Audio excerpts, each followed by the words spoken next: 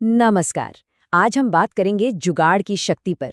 और इसे समझने के लिए हमारे पास दो ऐसी कमाल की कहानियां हैं ना, जो ये साबित करती हैं कि मुश्किल हालात में सबसे बड़ा हथियार पैसा नहीं, बल्कि हमारी अपनी क्रिएटिविटी और हिम्मत होती है। तो कहानी की शुरुआत होती है एक पल की, कह सकते हैं पूरी हताशा से। ये आवाज है मोहन नाम के एक स्ट्रीट वेंडर की। एक ऐसी पुकार जो बताती है कि वो किस कदर मुश्किल में था।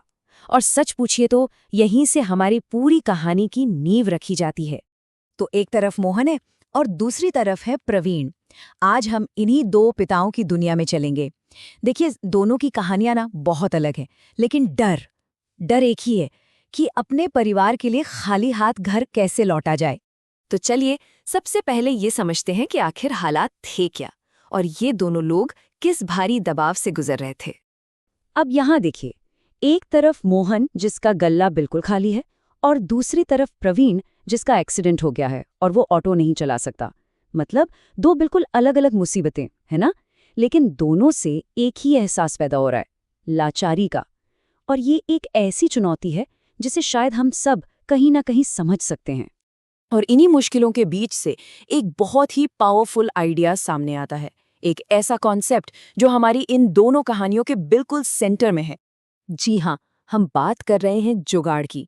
देखिए, ये सिर्फ एक शब्द नहीं है, ये तो एक पूरा नजरिया है, एक माइंडसेट है। इसका सीधा सा मतलब है कि जब आपके पास रिसोर्सेस कम हो, तब भी आप कैसे मौके ढूंढ लेते हैं, कैसे किसी भी प्रॉब्लम का एक क्रिएटिव और फ्लेक्सिबल हल निकाल लेते हैं। तो सवाल ये उठता है कि कैसे एक छोटा सा रिसोर्सफुल आइडिया किसी की किस्मत को पूरी तरह से बदल सकता है। यही वो सवाल है जिसका जवाब हम आज ढूंढेंगे, और देखेंगे कि मोहन और प्रवीण दोनों ने इसी जुगाड़ वाली भावना का इस्तेमाल कैसे किया। तो सबसे पहले चलते हैं मोहन की कहानी की तरफ और देखते हैं कि उसकी कामयाबी का रास्ता किसी बड़े बिजनेस प्लान से नहीं, बल्कि इंसानियत के एक बहुत ही सीधे साधे काम से होकर गुजरा। तो जरा सोचिए, शाम का वक्त है, मोहन के गले में 1 रुपया तक नहीं है, वो बिल्कुल निराश है। और फिर कुछ ही पलों में एक चमकती हुई कार आकर रुकती है, और जानते हैं क्या? सिर्फ 1 घंटे के अंदर उसका वही खाली गल्ला नोटों से भरने लगता है। कमाल है ना? इससे पता चलता है कि किस्मत बदलने में देर नहीं लगती। तो सवाल यह है कि मोहन का जुगाड़ आखिर था क्या? कोई मशीन या कोई ट्रिक? नहीं, उसका जुगाड़ था उसकी ईमानदारी।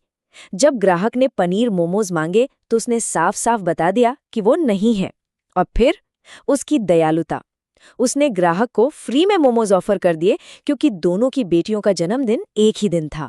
साथ में परोसी अपनी पत्नी के हाथ की बनी वो अनोखी तीखी चटनी। बस इसी ईमानदारी और स्वाद ने ग्राहक का दिल जीत लिया, और देखते ही देखते भीड़ लग गई। ये तो थी मोहन की कहानी। अब चलते हैं प्रवीण और उसकी बेटी निधि की तरफ। देखते हैं कि उन्होंने अपनी प्रॉब्लम को एक अलग लेकिन उतने ही शानदार बिजनेस जुगाड़ से कैसे सॉल्व किया। लेकिन देखिए, उनका रास्ता भी आसान नहीं था। निधि ने पहले किराए की ठेली पर मोमोज बेचने की कोशिश की, लेकिन मालिक ने लालच में आकर किराया ही 2 गुना कर दिया। तो मतलब उन्हें एक बड़ा झटका लगा, और इसी झटके ने उन्हें कुछ और भी क्रिएटिव सोचने पर मजबूर कर दिया। और तब आया उनका auto momo plan. Plan simple था, निधि घर पर ताजे मोमोज बनाती, और दुकान दुकान थी प्रवीण का वो ऑटो रिक्शा जो एक्सीडेंट के बाद बेकार खड़ा था। और सिर्फ इतना ही नहीं, उन्होंने दाम भी कम रखे, 20 रुपए में 8 मोमोज। और प्रचार के लिए ऑटो पर एक बोर्ड लगा दिया, ऑटो वाले के सस्ते मोमोज। मतलब एक बेकार पड़ी चीज को इस्तेमाल करके एक पूरा का पूरा लो कॉस्ट बिजनेस मॉडल खड़ा कर दिया। ये है जुगाड़ का एक क्लासिक एग्जाम्पल। और लोगों को ये आइडिया कैसा लगा? अरे बहुत पसंद आया। एक ग्राहक ने तो कह ही दिया, अरे भाई, ये तो तुम्हारा बहुत अच्छा तरीका है ऑटो के अंदर मोमोज बेचने का, और वो भी इतने सस्ते। तो मतलब उनका जुगाड़ सिर्फ प्रैक्टिकल ही नहीं था, बल्कि इतना अनोखा था कि वो सबका ध्यान अपनी ओर खींच रहा था। तो इन दो जबरदस्त कहानियों से हम क्या सीख सकते हैं? चलिए, जो मुख्य बातें हैं उन्हें एक साथ जोड़कर देखते हैं। तो देखिए, दोनों की चुनौतियां अलग थीं।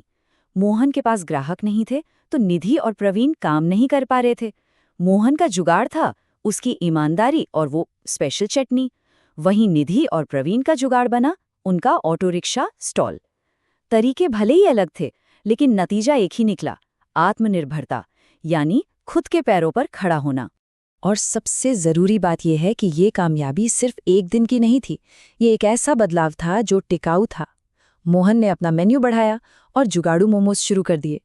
निधि आत्मनिर्भर बन गई और शादी के बाद भी अपना बिजनेस चलाती रही।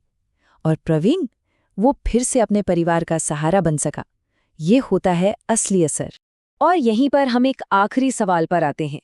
क्या हो अगर हमारी सबसे बड़ी ताकत पैसा नहीं, बल्कि हमारी क्रिएटिव सोच हो, हमारी जुगाड़ करने की क्षमता हो? सोचिएगा जरूर।